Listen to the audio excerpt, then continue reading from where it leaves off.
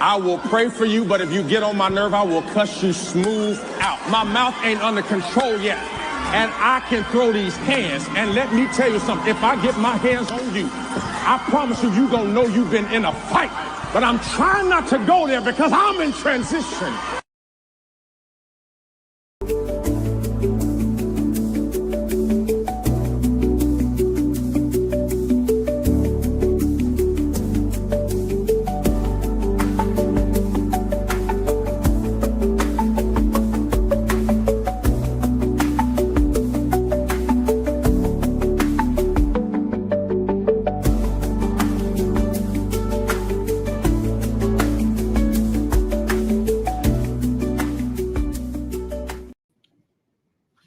Woo, child. Welcome, everybody. Welcome, welcome, welcome. Happy Tuesday, everybody. Listen, we haven't even made it to the middle of the week. And when I tell you it's going down, not even in a DM, but it's going down in the courthouse. Y'all, this is the most wackiest, bizarre trial. And maybe I'm saying that because it's my first time being upfront in living color, live in person, as it relates to covering a federal trial. The shit has hit the fan and the judge is not playing, but I got to cue myself up. I know some of y'all are new here and y'all like me to get straight to the point, but listen, I got to hype me up. Let me play one more time, y'all. I'm sorry. This gets me riled up. I will pray for you, but if you get on my nerve, I will cuss you smooth out. My mouth ain't under control yet, and I can throw these hands. And let me tell you something, if I get my hands on you, I promise you, you gonna know you've been in a fight. But I'm trying not to go there because I'm in transition. Listen, that is my jam. That is my jam. I can roll that back about 3 or 4 times. That is my jam. I'm telling y'all, if you are new here, listen, that is my hype me up. Thank you, Cassie. Cassie said, classy, I'm sorry, hype me up. I got to hype myself up because listen, we ready to go. And somebody is lying. Somebody lying.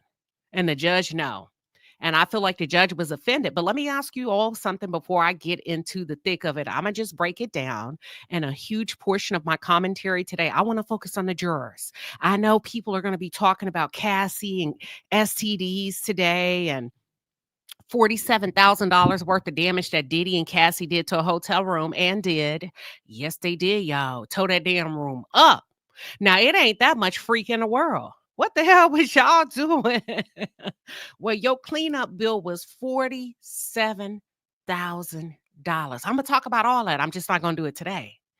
I want to spin the block on these jurors. I want to spin the block on the psychology of these jurors. And I think Little House on the Prairie, y'all, Little House on the Prairie is code for the government. We talking about the 4 white girls, and I call them Little House on the Prairie. And that is not an insult to them because let me tell you something. They are handling their business. I think the defense team completely underestimated that these girls about that life. They about it. You know what I'm saying? Because they are about it. They're clever. They're sly. Listen, walking the defense like a dog. Walking Brian Steele. And I like you, Brian. And I said hello to you this morning. And your red bottoms was red bottoming. But let me tell you something. Little House on the Prairie is walking y'all like dogs, Xavier. Walking you like a dog, Mark. And I'm going to need y'all to stand up and let your nuts hang just a little bit. Just a little bit. Thank you, Ricardo. Ricardo said they tough as, listen, they are good at what they did. Y'all, they made us think for 6 weeks they didn't have nothing. They made us think they were about to lose this case. And that's why I say somebody lying. I'm telling you, I don't know if it's Maureen Comey's daddy who taught her how to go in and blow up the spot.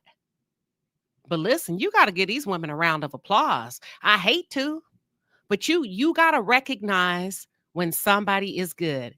And because of that, I'm going to go ahead and give them a round of applause because they are doing the damn thing in the courtroom. Hold on.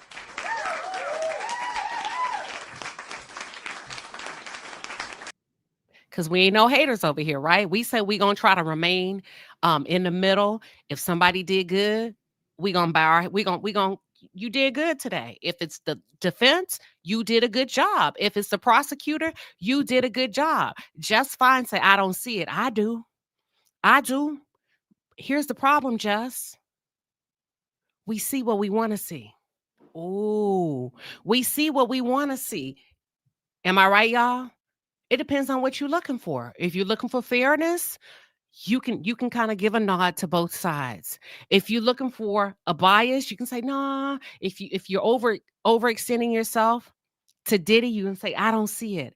If you got a little bit of prejudice in your system, in your black blood, you're gonna say, I don't see it. But if you say, you know what, shit, they did a good job.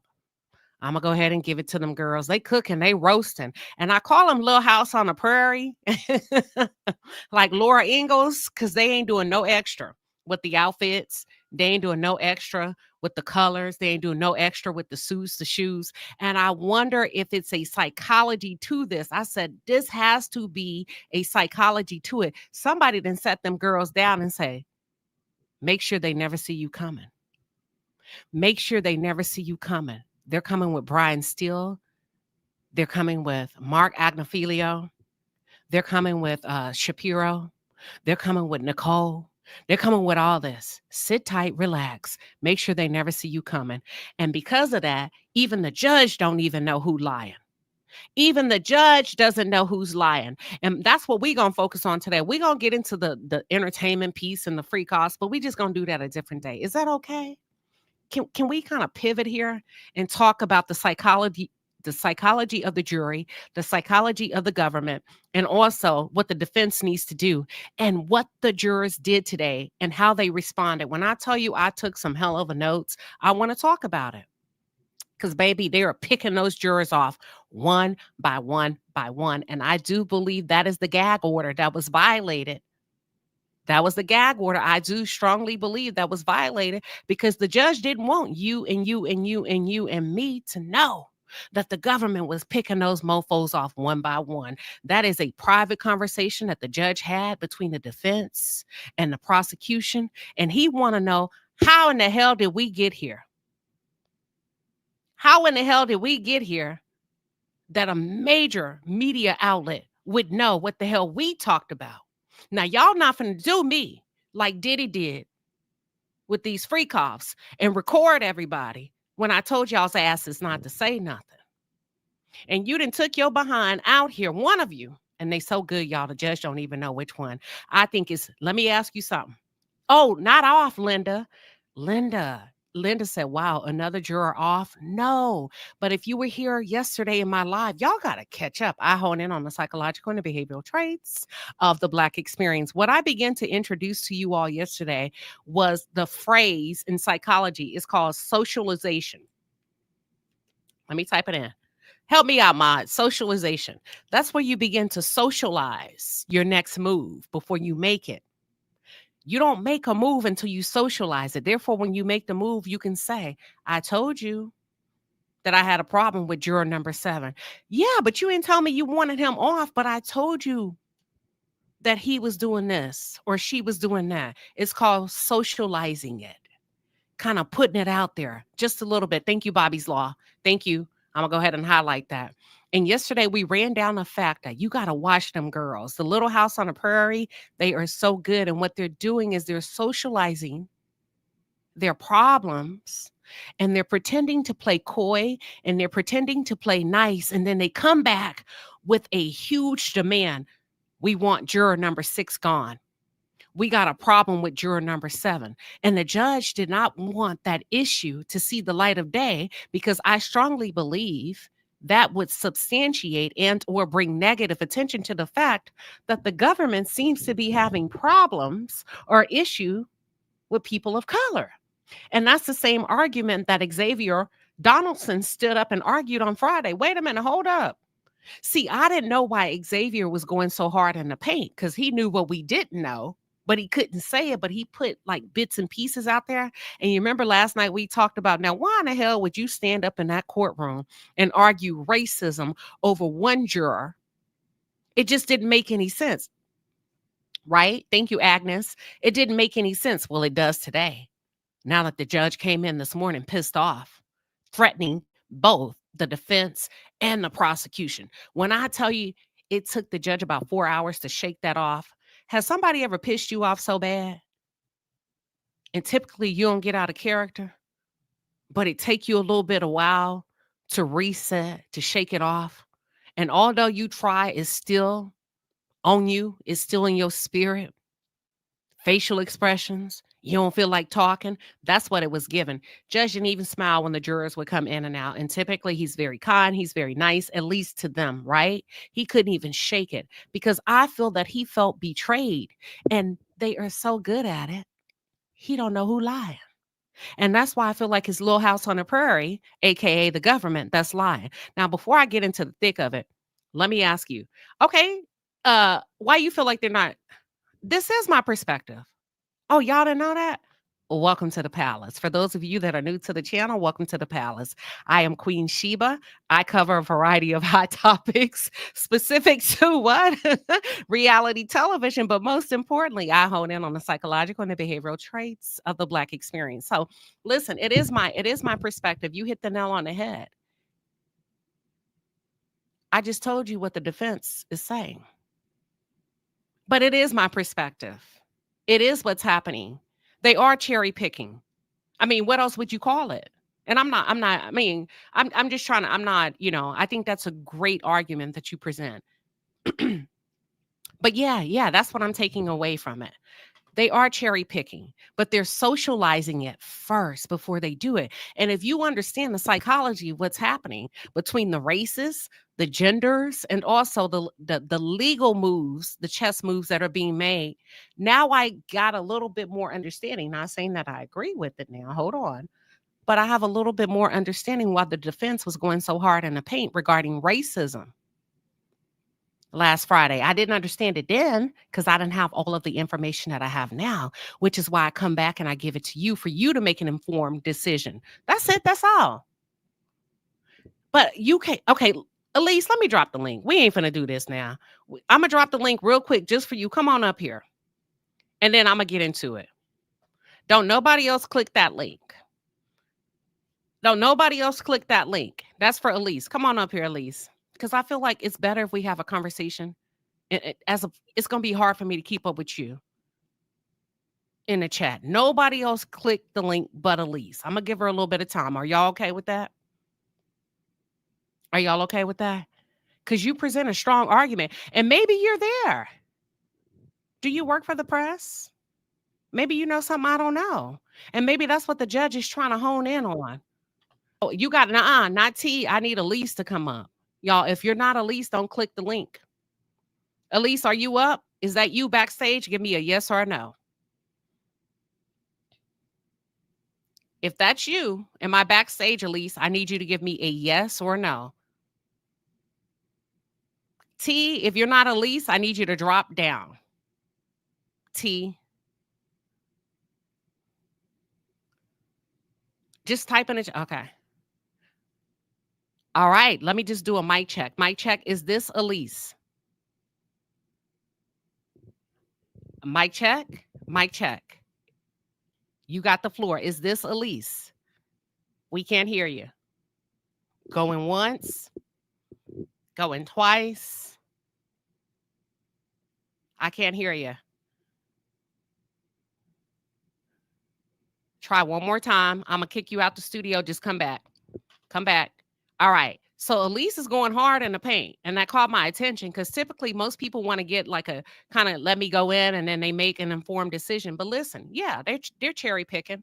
Now you pushing me to really lean in. I'm trying to stay in the middle, but since you coming out swinging, I may as well swing back. Yeah, the little house on the prairie, in my opinion, my perspective, they're picking them off one by one, but they're doing so in such a sophisticated way, which is why I gave them their props. Right? I gave them their props before I started. Did I not say it was clever? Did I not say it was a very sophisticated legal move? All right, here we go. Welcome, Elise. Can you hear me? Yes, welcome, welcome, welcome. How are you? I'm great. I'm great. How are you doing? I'm good. Now, typically I wouldn't do this in the middle of a live, but you swinging hard. You swinging hard. Tell us why. First of all, I just want to thank you for allowing me. I don't know if I'm swinging hard. There's a lot I would like to say, probably more so to you directly. But let's keep it based on the argument today, the prosecution versus the defense. So I value what you know. I value what you know about the psychological aspect of everything, and I know somewhat, but I know I'm not as versed as you are.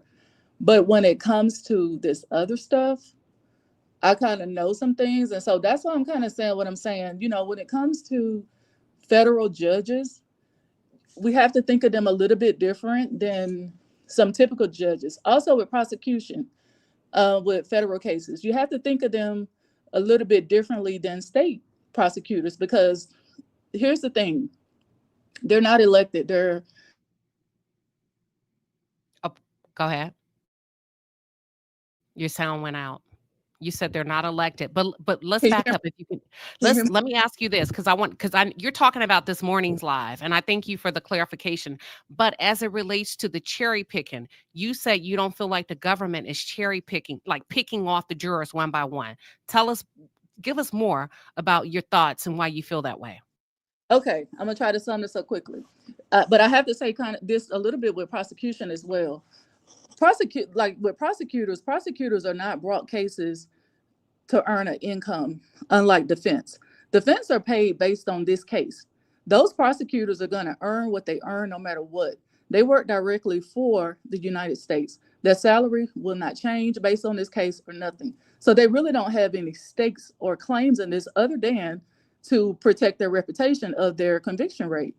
Same goes really for the judge as well. So that's why I say prosecution are not that sloppy. They don't play dirty when it comes to that, because there are so many more parts at play as to why they can't do that, but they don't really have any incentive to do that. Defense, Do you think they have anything to gain if they won? We're talking about they, they, salaried women, hold on. If we're talking about salaried women, right? And I'm not saying there's a right or wrong answer, and they take down this mogul, one of the biggest cases. I'm not saying it is or it's not, but let's just say hypothetically, you don't think they have anything to gain by way of promotion, bonuses? no bonuses. The only No, thing they don't get bonuses. not for that, not for cases. No, they do. Oh, I didn't know they didn't get annual bonuses. They can get an annual bonus based on their performance, but just based on this case, Okay, no. but would that be considered a part of their performance? This case definitely would be considered part Okay. of the performance. Okay. Yes, this Got would be considered. And also, like I said, but the biggest thing is reputation. Because you think about it, when you see some of these people sitting up on CNN and some of these other news stations, they are former prosecutors. They are people that used to work in the sector, so they build their name. Most of those AUSAs are looking to either become the USA or a judge in the future. That's what they want to build their portfolio for. And that's why I say they don't play sloppy. They don't do things in a certain manner because they can, and because the repercussions for them are so much greater. Let me ask you this. How long have you been in the legal field? I worked in, I'll say 4 years for that. I'm not an attorney and I'm not a judge. I'll say that. Where are you based? In terms of state, Yeah. I'm in Louisiana. Okay. So do you know these women personally? I do not know them personally, no. Have you ever seen anybody on the side of the government that has not been forthcoming, Oh, yeah. dishonest? All the time. Have you worked alongside these women before? Yes. Not those women, no. No, but these women are assigned to this particular case. No, I've never met those ladies. No. So how would you know that they're not cherry picking the jury do you have inside information? I can't say that, but here's the thing. Like I said, I'm just generalizing. So don't take, like I said, I got you. I said that was your perspective, and I didn't mean that in an ugly way. I just look at and I listen to all this stuff, and everything is to be taken with a grain of salt, even what I'm saying. I don't want anybody to take what I'm saying and go and say, this is fact, this is law. But I just do have an insight to that other side. And that's why I said that's things that I would like to share with you, because there are some things I would like for you to know. And I don't say that you have to take what I say, but it's things that I would like to share so you have another side perspective. And it's not even to change your perspective, because here's the thing. I have my own opinion and I look at facts. Like, I am totally fact-based. But I do, and I will say this, I do have a respect for the work that those women are doing and other people like them, because while I don't know them, I know the position, I know the job, I know the type of work, I know the resources. I know what goes into it. I know pretty much the whole organization. What side do you typically work on without giving your direct position in the legal realm? I work on the government side. Okay, okay. That's okay. Feel I work free. on the side. Okay. But All that's right. why but you have to remember the U.S. Attorney's Office is for the people. And that's what I just want people to understand. They work for the people. That's why they're called the United States Attorney's Office. Does that mean that everybody in that office is 100%? No, it does not. We are currently in an administration that is, well, I don't think it's been done yet, but will be done, Right. that are appointed by the current presidential administration. But that is only the top. That is only the U.S. Attorney. All of those AUSAs are there regardless of whoever's in office. And to your knowledge, I want to ask you two questions. And then to your knowledge, based on your experience, based on the government, the prosecution, like government teams that you work with, all of them have always been honest and on the up and up. Is that what you're saying? I would never even tell you that about myself, Queen, because then I would be lying. To your knowledge. That's why I said to your knowledge. To my knowledge, I don't know of a situation, but what I will tell you, I have been privy to some conversations to where I've had to step in just like I am now and give another perspective, because you think about it. Sometimes our people perish for lack of understanding, for lack of knowledge. I get that. But do you feel like I think there's in most cases, I think the government is fair? And that's why I'm trying to get one, and I'm trying to go to the next question. To your knowledge, in most cases that you've seen, they've been on the up and up. Would that be like a yes or a no? Without emotion, without it being to us people and perishing, just based on what you've seen.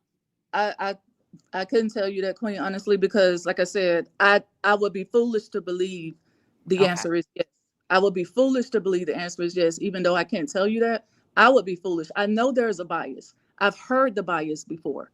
I know that, but I'm only speaking like there's a bias in this case as it relates to the jury from the government. Yes or no? I have to be honest and say, based on what has happened, it don't benefit them. It benefit the no. But do you feel like there's one? Don't get too deep though. Why would benefit? Do you feel like there could be a potential bias? You don't even have to problem solve for them.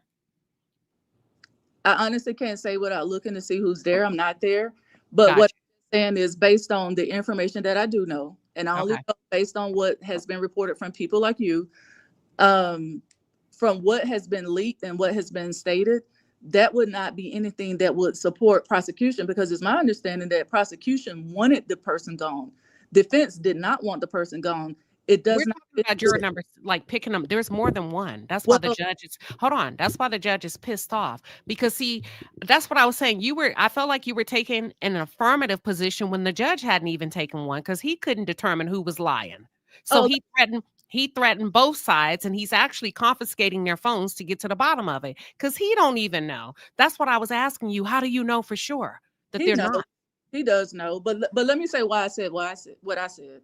The reason why I said they're not cherry picking at this point with juror number 6, because here's the thing: by the information being put out there about juror number 6, that is going to affect jury number 7, jury number 8. Also, they've taken up issue with 3 jurors. That's what I'm saying. Like, I was trying to get to that, and you were going hard, so I brought you up because I was like, wait a minute, she going real hard, right? No, I'm saying that when you put the information out there about juror number 6, that affects every juror after them. So that's why I'm saying it's not to the prosecution's benefit to put that information out there. They were the one that wanted juror number 6. No, listen to what I'm saying. The information has been leaked is not about juror number 6. It's about another juror, but I was trying to get to that.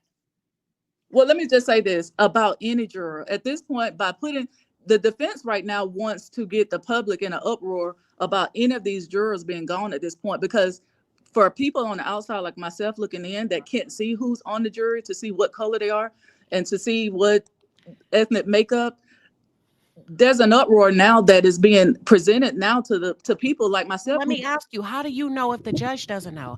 If the judge is having to conduct a thorough investigation, How do you know for sure if it's the defense? If he doesn't know, that's what I'm asking. That's my strong guess. Okay. Okay, got it. That's what I was But looking for. yeah, that's my That's strong. it. Okay, got it. Okay, Yeah, that's her strong guess based on her experience in the legal field and based on her experience of working on the behalf of the government. Did I summarize that correctly?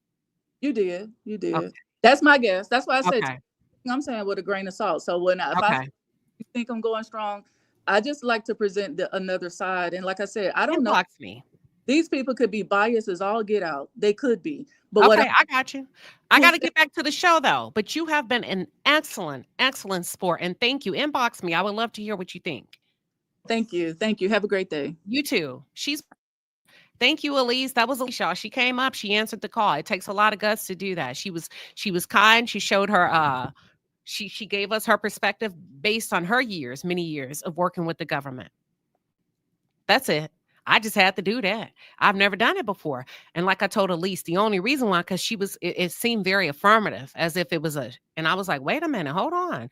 Elise might know something, because if the judge don't know, and that's what I was about to get to y'all. So this is what's happening. The judge is pissed because according to the judge, he addressed both legal teams, one or the other. He did not specify which one. When I tell you he was pissed, listen. He said the flagrant violation of a gag order. So much so, he threatened that he was going to get to the bottom of it. He's confiscating phones. And when he does get to the bottom of it, there will be clear and heavy sanctions. Now, here's the thing I want y'all to think about. You know how much resources and what access the judge may have, what resources the judge may have access to. If they can get into Diddy shit, if they can get into them iClouds, they can get into any type of phones, right? I don't care who you are, what you are, how clever you think you are, whether you are the defense or whether you are the prosecution. You're not going to be able to, in a matter of what?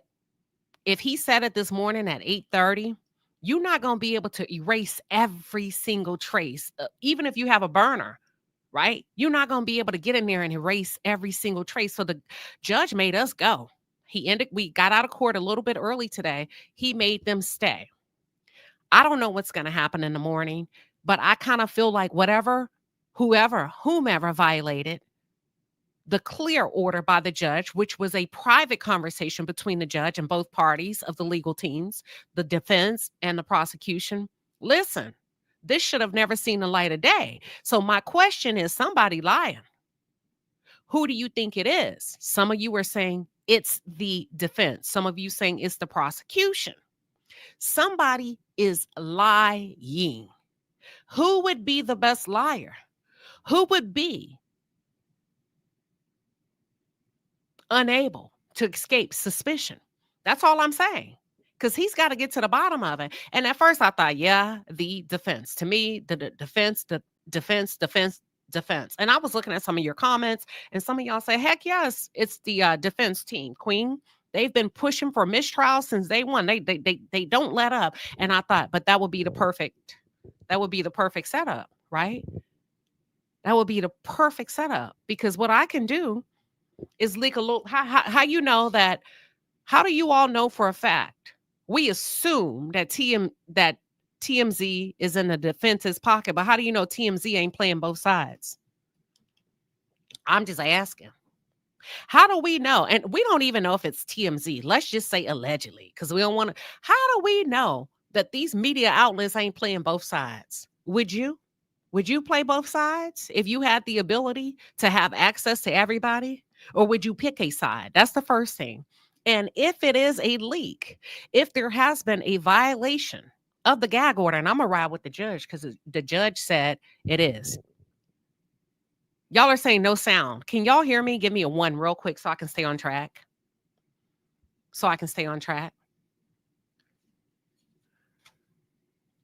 So there's been a few issues with jurors, and some of the issues have been rectified. And I don't think that the judge wanted this to get out, because you have the defense team that came hot and heavy on Friday claiming racial bias. Now that we have more information we were not supposed to have, Now we can say, oh my God, I can see why the judge wanted that under gag order. It issued gag orders in the first place, right?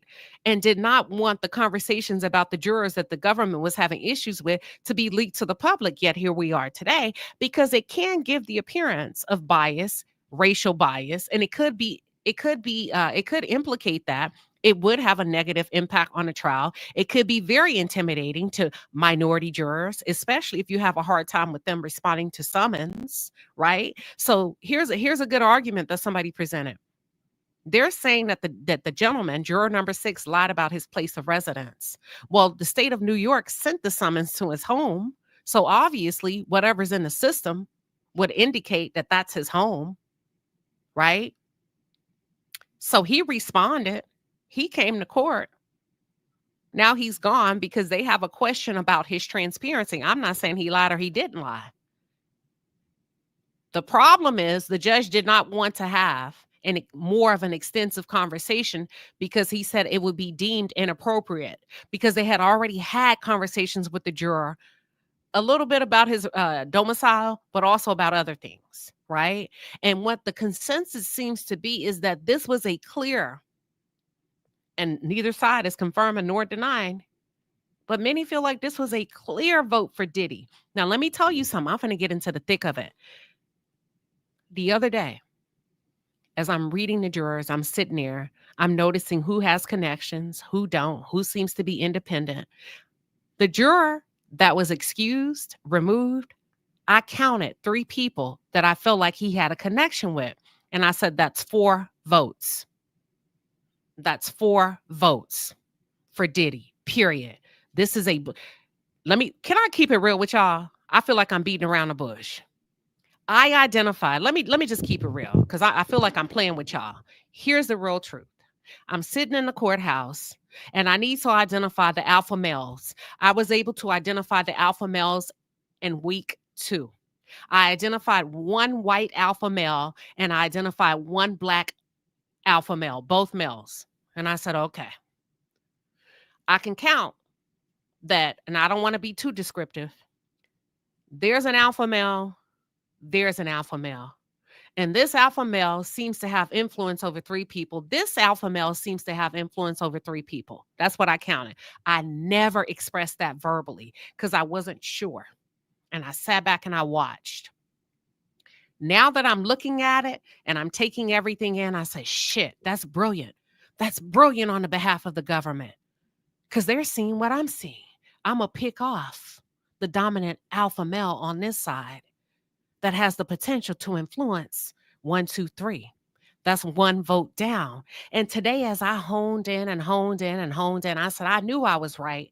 There is a lead, and I nicknamed him the lead juror.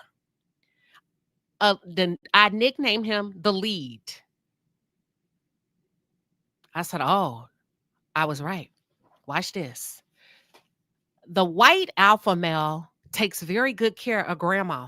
I call her grandma. I'm not going to say who she is.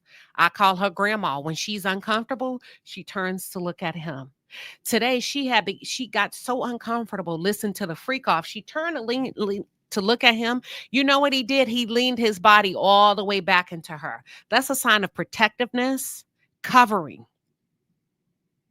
He was the last one to put his headphones on when it came time and they were instructed to listen to the freak offs, and he was the first one to snatch them off.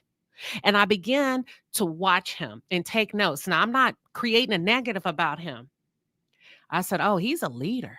He's sure of himself. I don't know which way he's going to go, but I can count 1, 2, 3, 4 that trust him. And I know grandma gonna vote the way. Okay, Katie, I can talk about what I want to talk about, Katie. Cootie, come on now. I can talk about what I want to talk about. Go to TMZ, go to big major. Don't come over here harassing YouTubers, because I'm doing it in the most beautiful way. Stop talking about. Don't tell me what to stop talking about. Like I said, I could count 1, 2, because y'all talked about the black man with the wrong address. Y'all been talking about it for a week. Now, all of a sudden, don't talk about it. Stop. So I counted. I said 1, 2, 3, 4. Damn. They trust him. they're probably more likely to lean towards his leadership, defer to his leadership. They're going to trust his judgment. And it's hard for me to tell you which side of the coin he's on. I'm able to establish he's a leader. I'm able to establish grandma feels comfortable with him. I'm able to establish that he's actually seems to cover her when she's uncomfortable, when she's had enough of listening to the freak offs. That I was able to establish, period, point blank. Now let me continue to get into it. I'm going to get into the psychology. Y'all be nice to each other in the chat. Katie don't know. She just expressing, Cootie, she just expressing herself. But we talk over here. We talk over here. All right. Now I don't want to talk about the freak offs today. That was a lie. And if I can be honest with you, it's just sex and sex and sex and sex and sex and so much sex. I'm tired of talking about sex. I don't want to talk about it no more. I may come back refreshed tomorrow. Hold on. Give me 1 second. I'm going to run down all my notes on the jurors. Give me 1 second. I want to make sure I get to the right page. All right. So I talked about the bond that I've noticed that they've all had with each other. There's a clear alpha white male and there was a clear alpha black male. The alpha black male is gone. Whether he was black, he was mixed, whatever he was, he's gone. Okay. That leaves the women that may or may not have been connected to him to fiend for themselves. Number one. Number two, the clear alpha white male, grandma looks to him when she needs to connect. These are my notes. She may, and I put there's a possibility she may vote with him. She may vote with him. As the jurors are being instructed to listen to the freak offs, and they listen to about 8 different segments today. That's a lot. If that is not your lifestyle, you have to take that into consideration. That is a lot to hear moaning and groaning and this and that. And not only did they listen, they watched the tape. They watched the tape, and it was Cassie, Diddy, and an escort named Jules. And I said, you know what? I'm going to just hone in on them. One juror, as he was listening, before you knew it, he couldn't help himself. He took one headset off his ear, and then he realized it, and he put it back on. There was another juror, and I don't want to describe him too much because it will be easy to figure out. He became very fidgety. And to me, I wrote, this is a sign of nervous energy. Because I think at that point, they had gotten into rough sex. Because I could see a little bit of the video. The lead juror, the white alpha male, started scratching his head. There are 4 bald white men on the jury, and they all look alike. There are 4, I counted them. They all look alike. Same build, same stature, muscular, kind of leaned out. They all look alike. And if you put them in a lineup and dress them the same, it will be hard to tell who is who.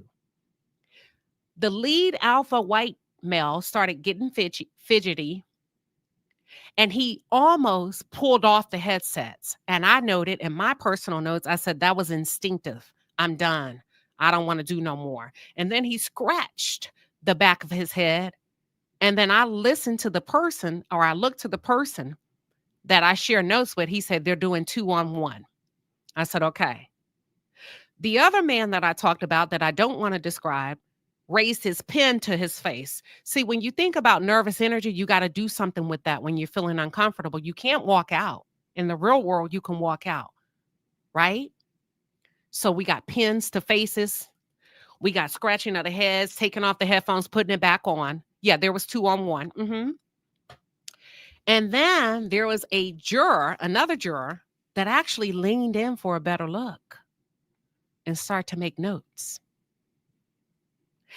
The other juror that kept tapping the pen to his face actually clutched his left hand and held his wedding ring. Oh, follow me. Watch this. Then they asked them to listen to another video. One of the women made a slight movement. Now, of all the women, with the exception of grandma, most of the women seem to be composed. Okay. But one in the back made a slight movement and I caught it. I just noted it. You could tell that the man that clutched the wedding ring, both he and the alpha juror, the lead juror, were very uncomfortable. At one point, the one that kept tapping his face with the pen couldn't help it anymore. Y'all, these are called oh, what's the word I'm looking where you can't control it, you're not doing it on purpose. He just went like this.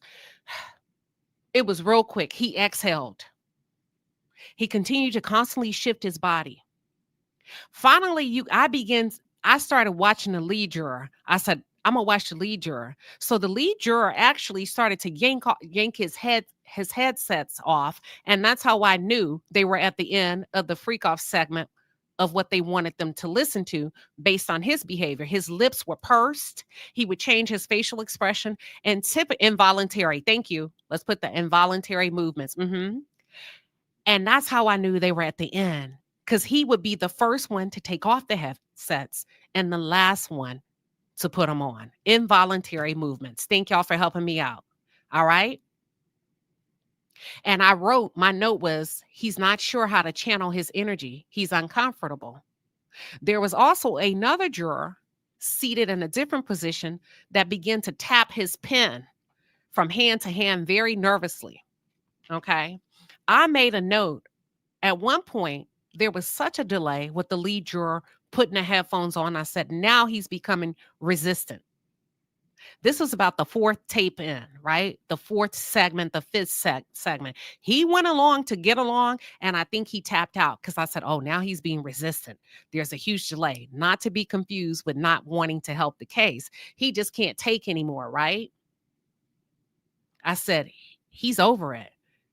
And in my notes, I said, is there a possibility that he could be a Christian? Question mark. That's not a negative. But whatever it is that he's having to do goes against everything in his body, right? Watch this. The lead juror, I made the note, resistant, delayed, and then at one point he started putting the headphones on forcefully. He crossed his leg hard. And he wasn't as poised as he would normally be. And today, to be honest with you, he actually started observing us. I said, oh, he's sure of himself, and not in a cocky way. I think that, to me, what that represents from a psychological, my mind is made up. Let me see what they talking about. Let me observe what they're feeling. Let me see if I can read the room like they're trying to read the room. And he would sneak glances. And he would look very quickly and he would, but it wasn't anything disruptive. It wasn't anything where he was trying to sabotage the case. And I was like, he's sure. He's very sure. He's a lead. He's a natural leader. And I can understand why they will pick him. And if my instinct, I got a funny feeling and a sneaky suspicion. I said, the government picked him. The government picked him. You ain't fucking with him. This is a leader. Grandma like him.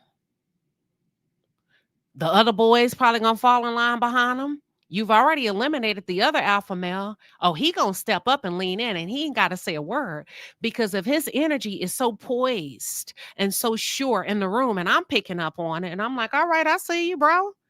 I know they see him because everybody else seems to be unsure. There's a particular posture that you take on when you know who you are, when you've lived this life a little bit long, and age has nothing to do with it. You see what I'm saying? You live a little bit, you know that you're going to be all right. And to me, that's the kind of energy he was packing. Now, I noticed he's not as poised that he would normally be. And the lead juror, at some point, I told you about, he wasn't being defiant, but he delayed following instruction when they would tell them to put the headphones on. Last to put them on, the first one to take them off. Now I did count. Watch this. I followed his cue. That's when I knew the freak off was over and they go into a different freak off. Watch this, y'all. It was so, then I got into it based on him.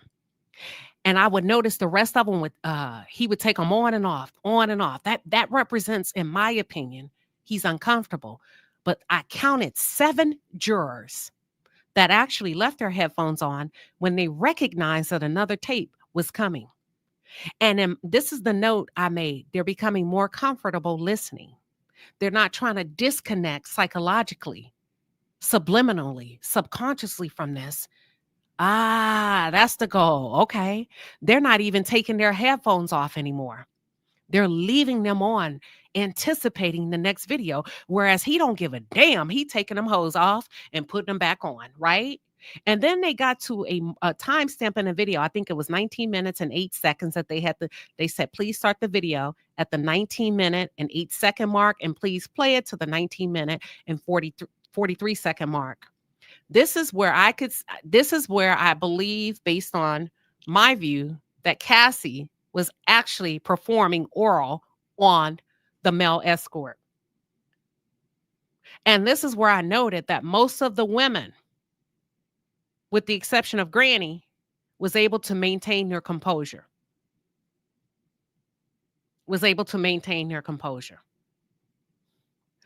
And when I start to go through the psychology, it was rough today. Zippy said disgusting.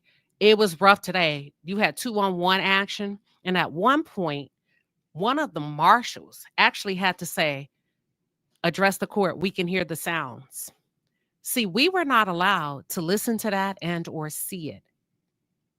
He had to say, hold up, we can hear the sounds. And not only that, the people in the overflow room could hear before they stopped and corrected it. They were actually able to hear the sounds. It was a lot today.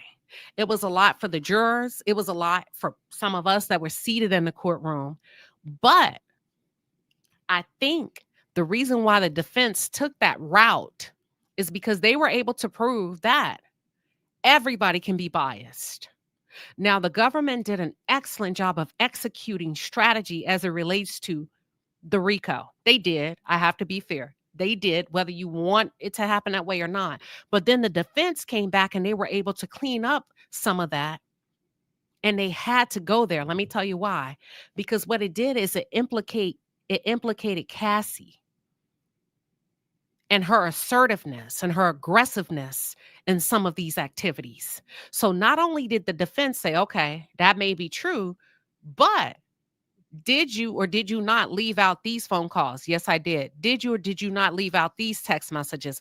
And if I can be honest with you, what the government did is they left out the text where Cassie was extremely explicit. And I'm not going to tell you everything, but there was some that says where she was asking for freak offs and she said, I can't wait to lick some big black D.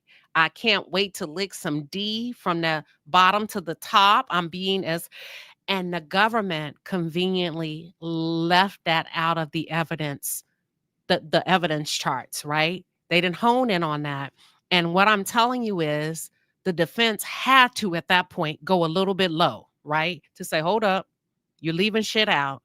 And not only did you leave out the text messages, we didn't want to. Now we got to play the freak off videos so that we can show you how the text messages that we are addressing coincides with her being the lead in the video. Does that help a little bit? I hope I'm just running it down to you. So I said, okay, the defense made up a little ground, but the prosecution and the government is still leading. But now it makes sense. And that's why they showed that freak off video. And that's why I got into the psychology of the jury responding to that. Now, one of you asked me, Queen Sheba, did somebody laugh on yesterday? I have to be honest with you. I didn't see anybody laughing in the court, any juror laughing while they were watching that. I did not see that. I don't know where people get that from. I didn't see it. Hell, sometimes I read stuff and I'm like, damn, I was right there. I don't remember that happening. Doesn't mean it didn't happen. I didn't see it happening.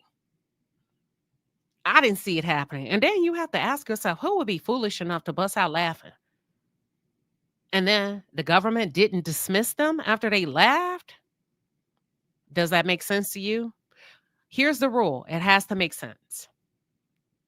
If it don't make sense, it's probably, I don't know. You know what I mean? I ain't calling nobody a liar. I don't know who's putting out what as far as contents, but this is the way you can keep yourself on track. Ask yourself, does that make sense to me? And if it don't make sense, you probably want to do your own research. Does that make sense? I hope that helps. Now, I could get into the text messages. I could get into the $40,000. Diddy tore that damn room up, him and Cassie. Listen, I could get into the STDs, the slip ups.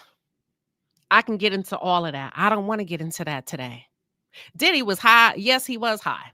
Anika, we know that, right? We absolutely, but so was she. So here's the difference though. So when it appears that when Cassie would go high, she would really go off grid. And if you've been following me from day one, then you know that I explained to you what Diddy means when he means go off grid. I'm going to say that Cassie and Jane Doe have a similar way of communicating, similar way of behaving with Diddy.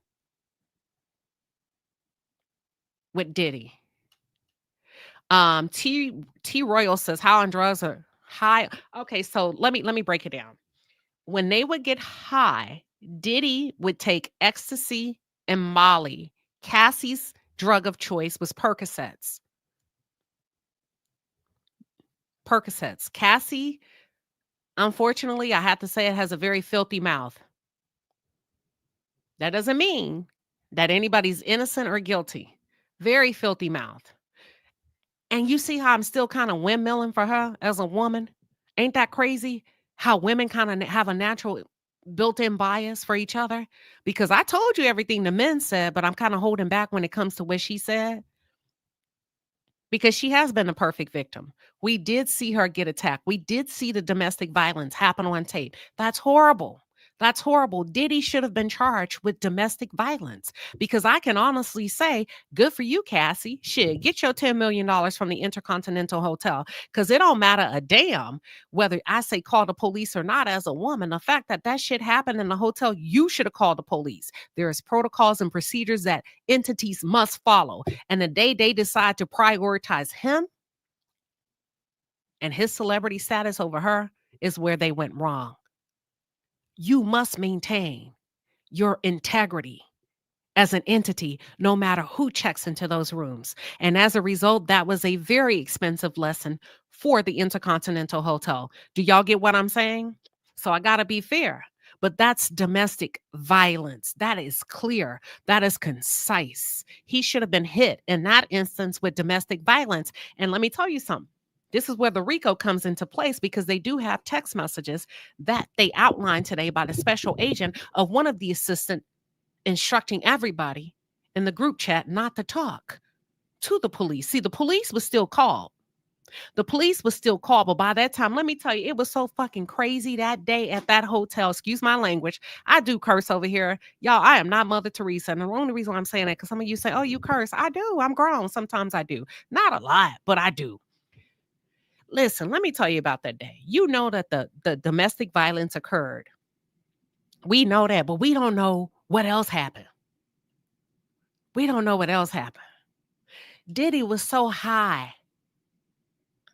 Indigenous girls say he beat her at every turn. There were altercations. So far, they've laid out 2. See, I have to go with the evidence, and maybe they're gonna. So far, there were 2 instances. The hotel, and then another instance that they've entered into evidence. I'm not gonna say he did or not, but I'm going by what they're introducing that I can actually pinpoint and say you're right. There's been 2 instances. I don't know about every turn. If they drop that, I'm gonna talk about that. Does that make sense? I hope that helps. So let me tell you what happened that day. So you saw the tape, right? And all of that.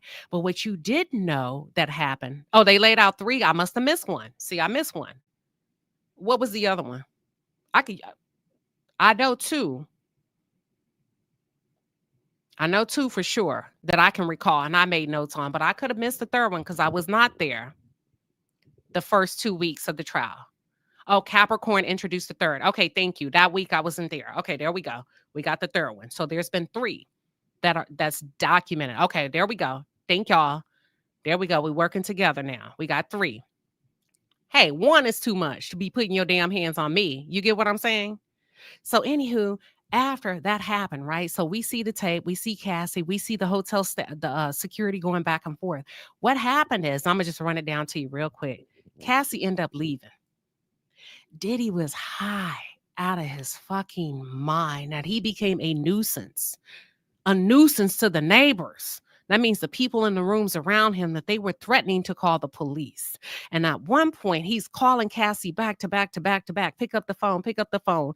I'm about to get arrested. He wasn't about to get arrested. That's misleading. That's not true. Pick up the phone. He was just trying to get her to call him back. Pick up the phone. They're going to come arrest me. Cassie responds via text. I spoke to security. You are okay to stay in the room. Jules already left.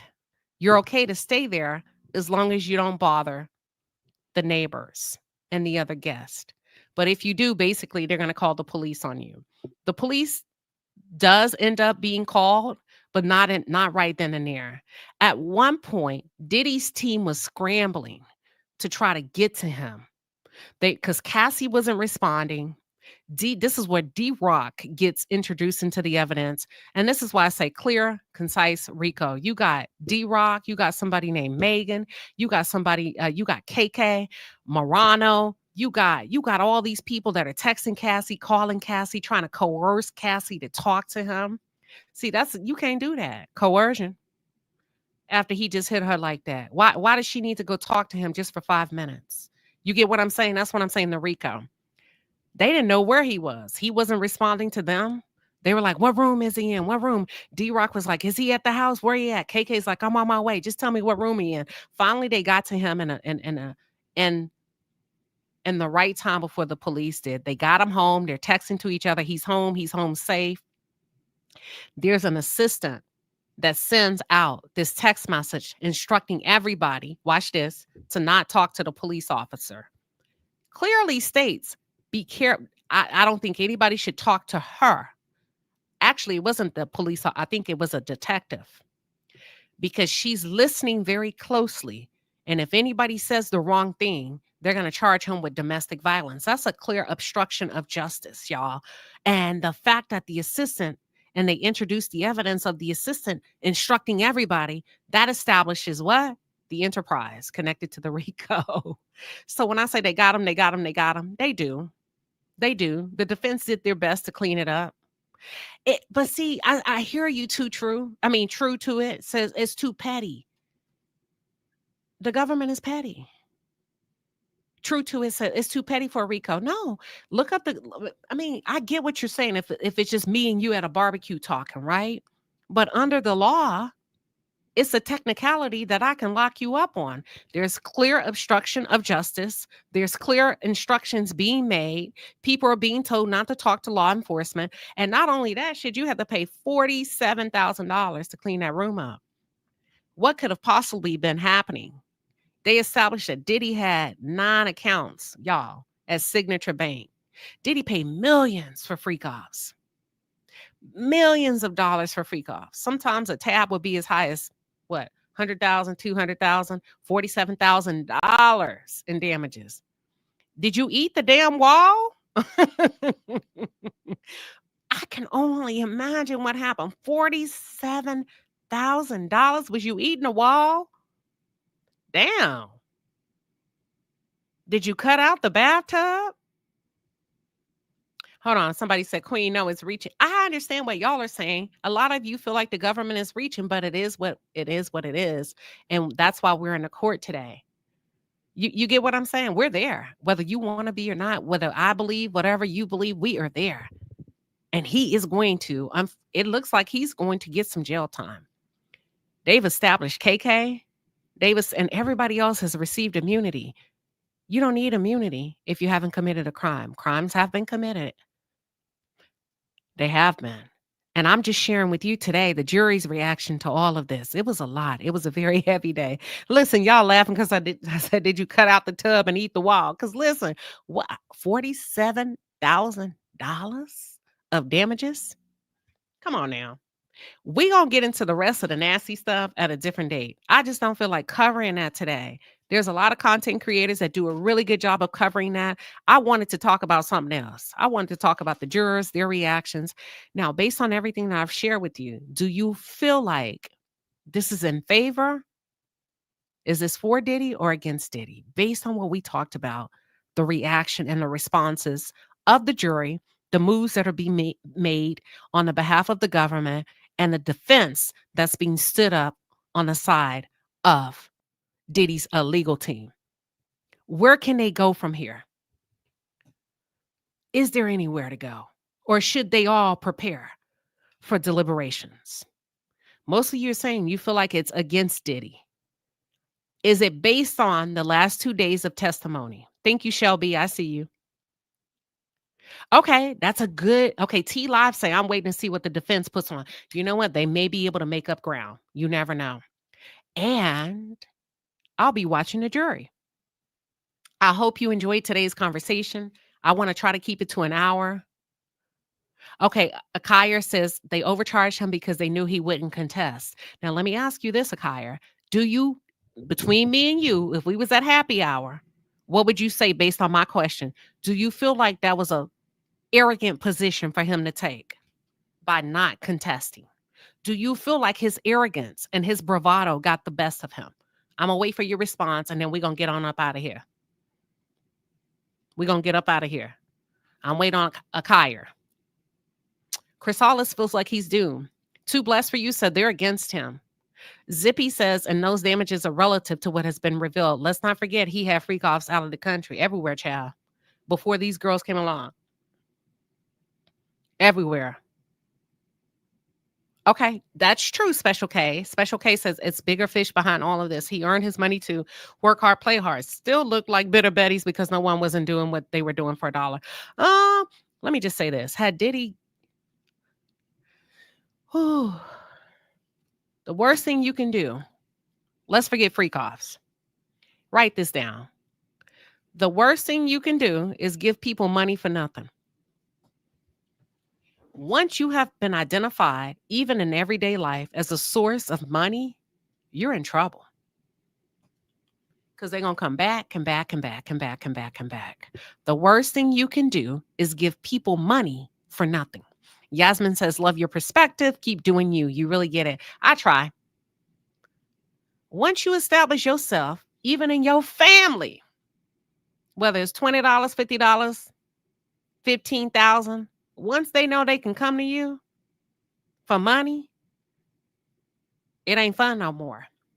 We wouldn't be here today if Diddy had given at least 3 or 4 of those girls millions and millions of dollars when they first asked for it. But here's the problem. When you give people money for nothing, you create a target on your back. Had he responded to Cassie's lawsuit for $30 million up front, he would have gave it to her. The streets would have been talking. The next one would have asked. The next one would have asked. One way or the other, they're going to bleed you dry. So either you're going to fight for your life or you're going to give it away. He chose to fight. I'm not saying he's innocent. He just chose to fight. My question to you, is that the worst move he could have made? Did his arrogance get the best of him? That's it. That's all. In the meantime, let's focus on that money comes to me, flowing effortlessly. Money comes to me, flowing effortlessly. Money comes to me, comes to me. Money comes to me, flowing effortlessly. Money comes to me. Money. Yes, flowing effortlessly. Let me tell you something. Tia Lee Smith came back and said a 20-piece. She gave me a 20-piece because we love that chicken from Popeyes. She said a 20-piece on me for having to listen, a 20-piece for having to listen to me ramble. Girl, you did good. You answered the call. And I like it. Divine Sparkles came in. Now, Divine, I like that. That's a 555. That's that $5 Tuesday. I just may head down to Popeyes right now. Quit playing with me, Divine. She said, thank you for always doing it different. Hashtag respect 100. Shanda Walker, although is not a super chat. These are one of my members. She's been riding with me for 16 months. She said, Diddy is cooked. Sam D85 coming through with a 5-piece and a pepper, y'all. A pepper. It doesn't matter what we think. It's what can be proven. Thank you. Thank you. That's all I'm saying. This case is amazing. It's amazing for me to watch people have emotional reactions, have detailed reactions, intellectual, legal reactions. It is absolutely mind-blowing. But at the same time, I'm like, damn, that's somebody's life. You going to jail. The question is how long? Super unknown. Thank you for the 10-piece and the pepper, honey. We're going to Popeyes today, y'all. We love chicken over here. So listen, thank you. I appreciate each and every one of you coming through. I know some of you are just warming up to me. I hope you come back. We're going to work this thing together. We're going to break it down, baby, like 4 flat tires. With that being said, you're free to move about the cabin. I will talk to you all later.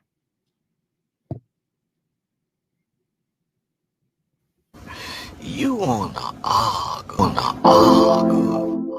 I can't argue with you.